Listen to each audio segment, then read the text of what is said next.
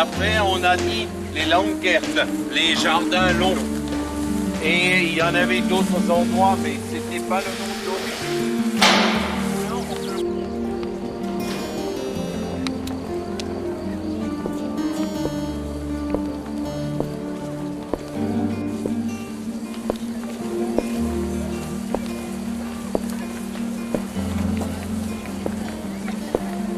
Au départ, il y avait 2 croix de Lorraine au-dessus. Oui, origine.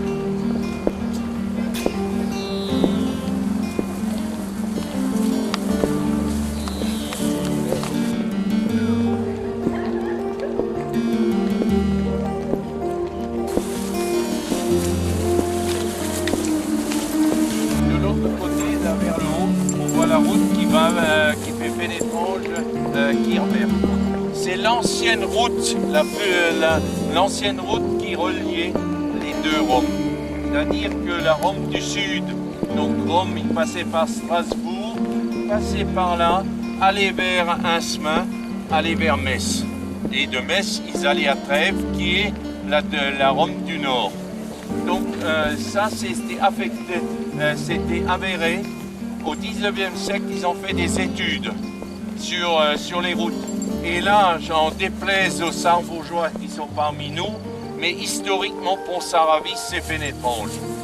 En 351, un général romain est passé ici, et eux, ils emmenaient tout le temps un écrivain, quelqu'un qui relevait tous les états. Et ce fait, et il disait par lieu. Et ils sont passés à Pont-Saravis, Pont-Saravis à Fénétrange. Et ça explique pourquoi on a une cité gallo-romaine plus grande que celle de Saint-Ulrich à Fénétrange sur les hauteurs, qui est sous la terre. Et de là, on va vers Macvillers, tous les cités en Alsace-Bossu, et on va également dans la forêt entre la route Fénétrange-Münster, Fénétrange-Mittersheim, il y a 8 cités gallo-romaines, s'il n'y en a pas plus.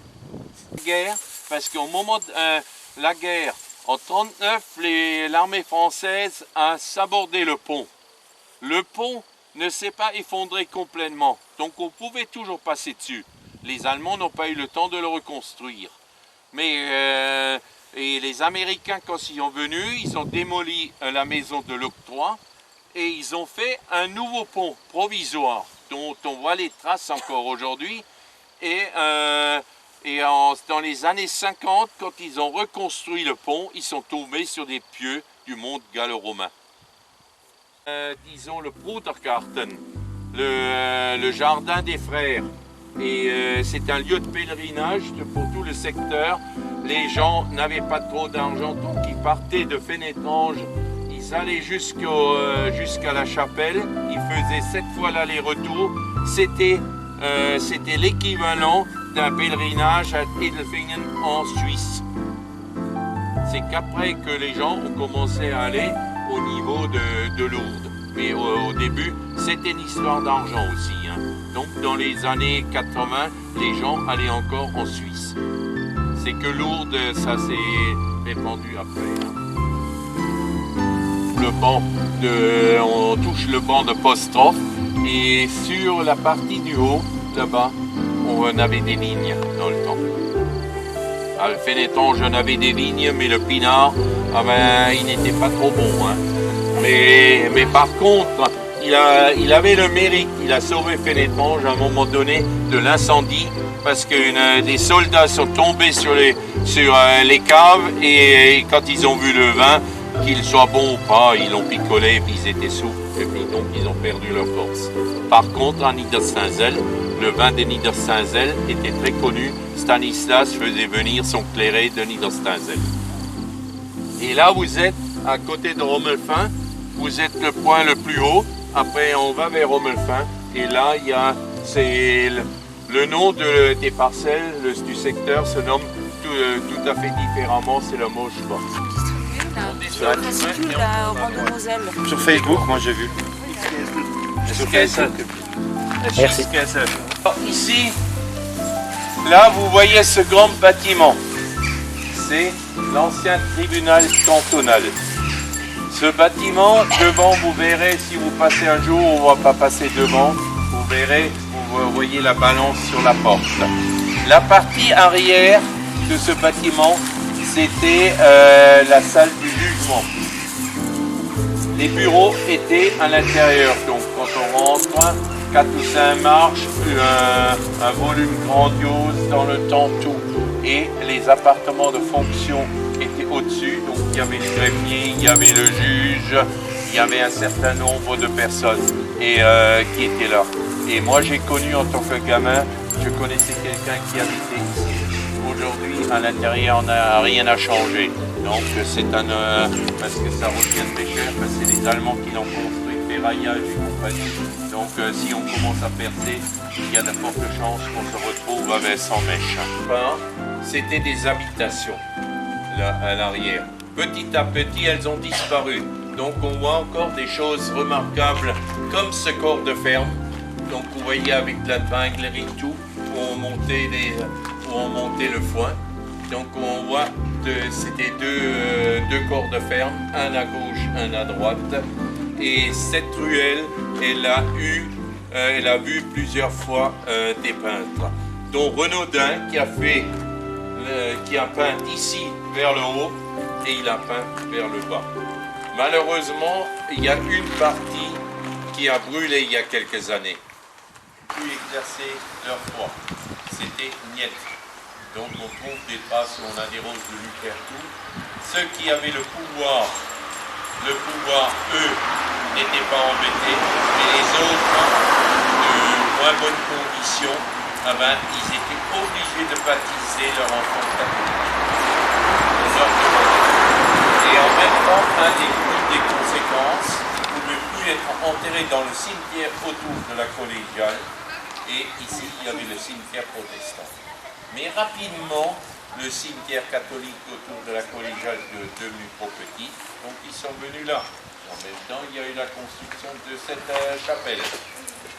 Mais très peu de temps après, c'était encore trop petit, donc du coup, le cimetière est allé de l'autre côté.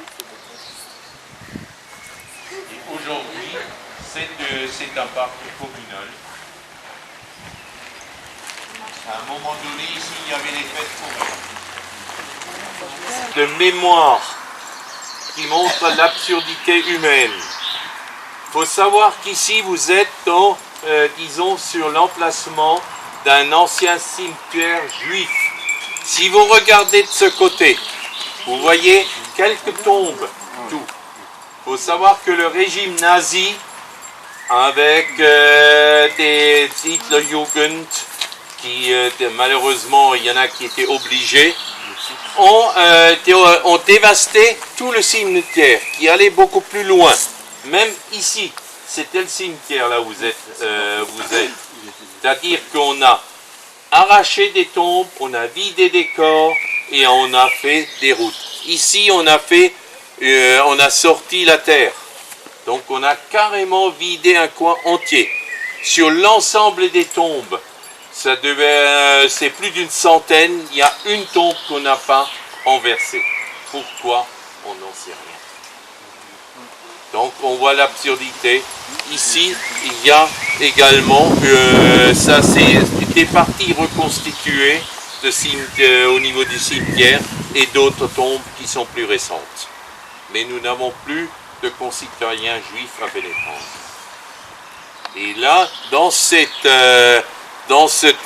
terre, il y a les ancêtres de Marcel Dassault. Voilà. Oui, Marcel Dassault, le grand-père est né à Pénétrance. On avait des tuileries à la sortie. Donc ici, on cherchait une partie de la terre, sable, tout, qu'ils avaient besoin. Au Moyen-Âge, ici, il y avait un petit moulin ici. Peut-être de grès, pas de blé et tout, mais peut-être pour faire de l'huile et tout, mais on n'a pas vraiment décrit. On sait que là, il y avait, ici à cet endroit, il y avait des petits moulins. Cet endroit, comme on fait toujours très bien, il y avait pas mal de trous. À un moment donné, on a mis des poubelles. Au départ, ce bâtiment, il a été créé avant la Deuxième Guerre mondiale. Parce que le bâtiment que vous verrez ce soir dans le circuit, l'ancien pensionnat, le petit séminaire qui était d'abord pour les garçons, après pour les filles, était trop petit. Donc il a été créé ce bâtiment.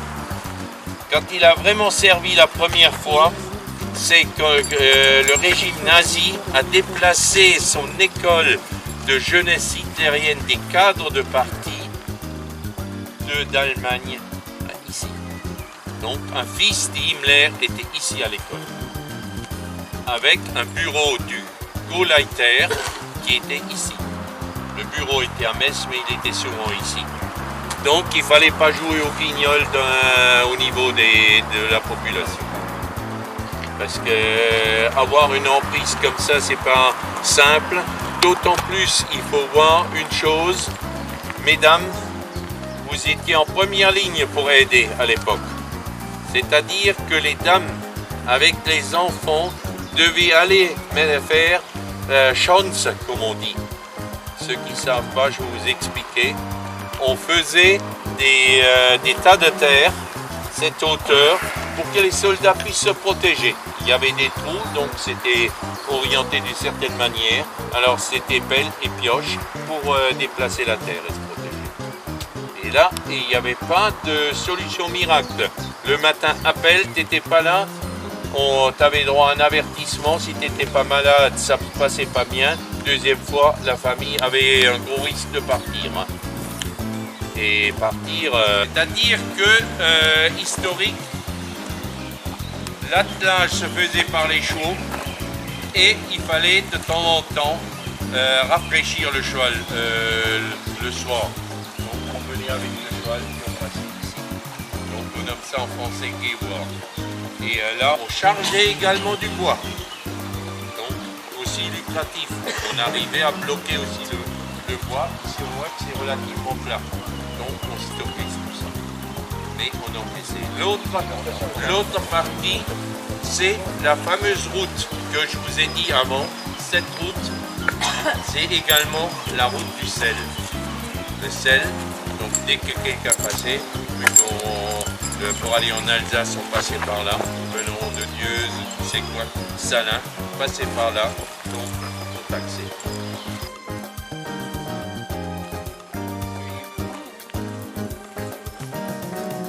Alors la commune a acheté également ce bâtiment parce qu'un particulier ne l'achètera jamais. Et c'est justement, disons, il faut qu'on protège le bâtiment devant et à terme, cette partie, cette verrue va être arrachée.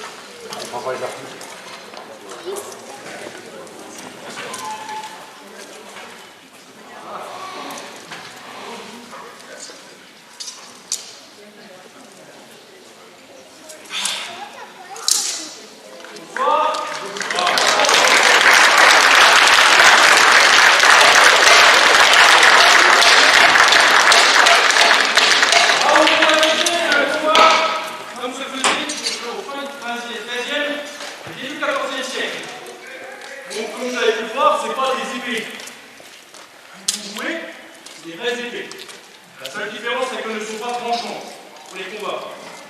Et c'est épée d'une main et demie. Une main pour le combo. Une main et demie. Donc moi je pèse environ avec le pouce. Mieux ou moins. Oui, c'est triche. Voilà. On va aller à un tout à l'heure encore. Merci.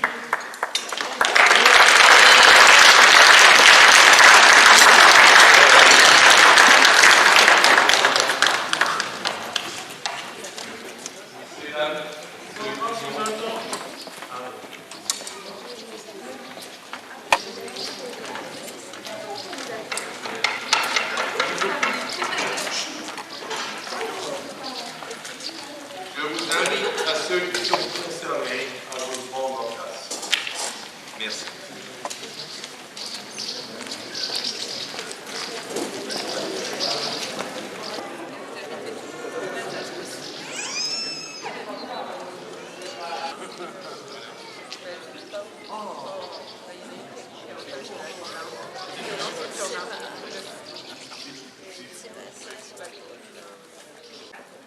Alors ceci est un casque médiéval du 14e siècle. Alors c'est un aume, on appelle ça un aume, donc un casque. Donc il est revêtu en fait d'un colletin de maille. Donc ce colletin de maille était rifté, là rifté. Donc c'est des casques qui coûtent à l'époque très très cher. Pourquoi? Parce que le métal est déjà à la base très cher. Donc que les nobles personnes ont le droit de l'avoir, dû au tarif. Donc voilà, ça c'est pour le casque. Donc, bien sûr il est gambroisonné à l'intérieur, donc tout ce qui est isolé, donc phoniquement, c'est pour ça que les coups de casque en fait, les coups d'épée je ne sens rien. La matière. Alors c'est à peu près du métal de 1,5 mm environ, 2 mm d'épaisseur. Donc le casque à lui seul, ainsi que le colletin, pèse environ 5 kg.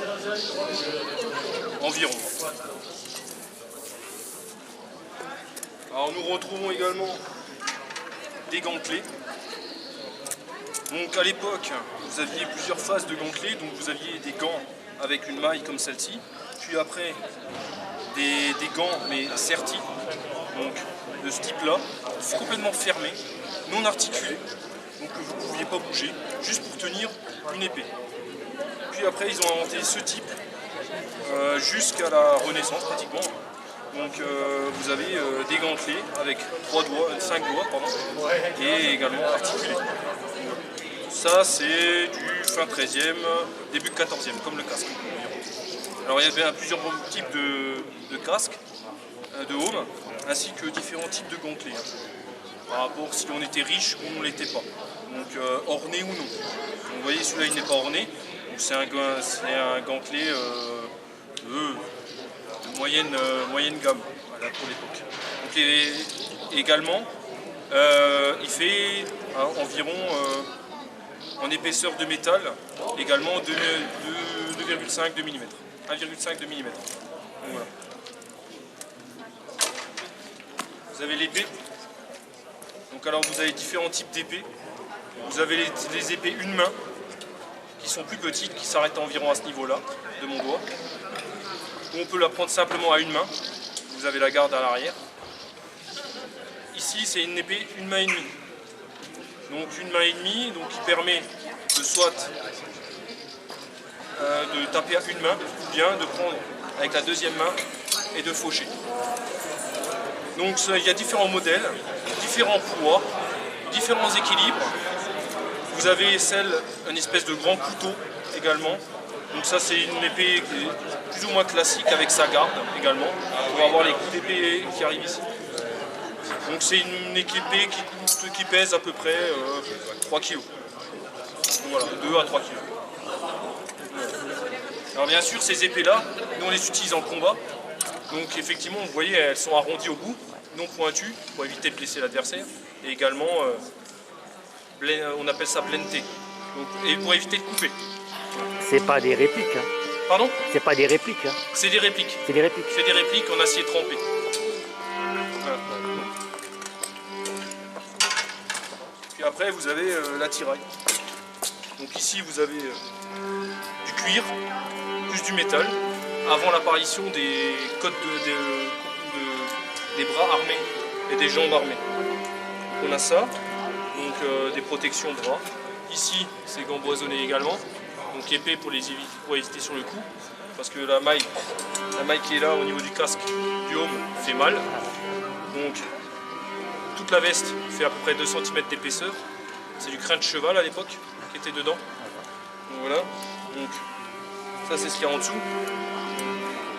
Cuir, métal de 4 mm d'épaisseur, rivet pour l'esthétique et métal également, 3 mm. Le tout fait à peu près 20 kg. Et vous avez le tabac, représentant les couleurs du ville, la ville, du roi, du seigneur, etc. Et après vous avez différents accessoires, le couteau pour manger,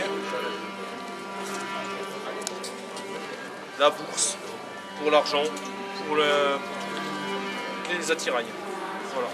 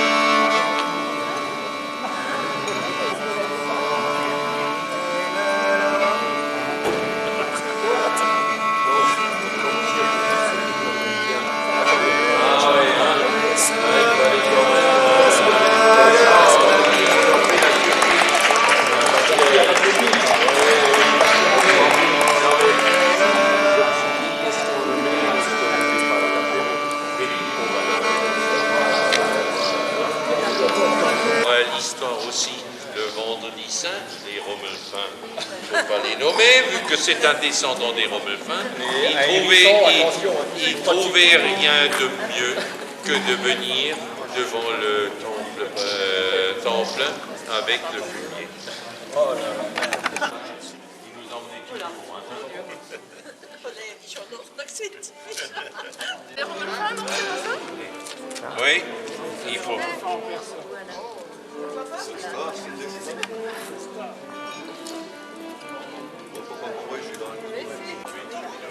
C'est la maison. Si maintenant vous allez sur Romelfin, avant de passer le pont, il y a un chemin qui passe à droite. C'est la maison. Vous allez tout au bout et il y a une maison à colombage. Allez. Voilà.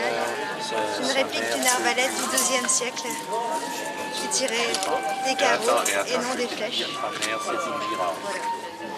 La distance. Je sais pas. Oui, oui, voilà. Voilà. Le poids. Je sais pas. Désolée, j'en sais pas plus.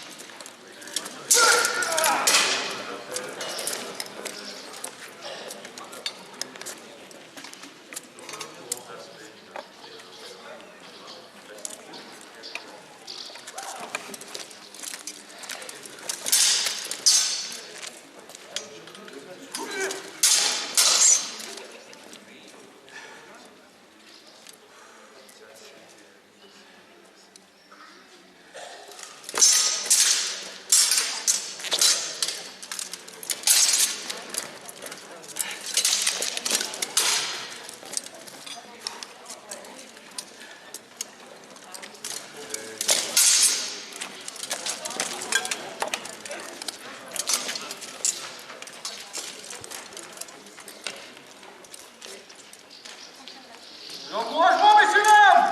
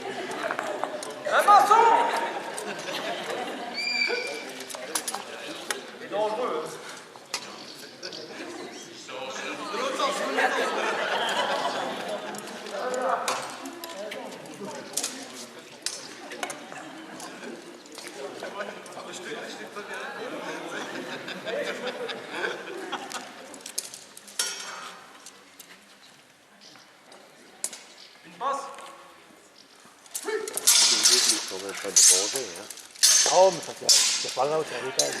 Non, mais tu n'oublies pas de manger, hein. Ouais. Oui, parce qu'on voudrait quand même pas que tu perdes un peu, hein. Ça s'entretient.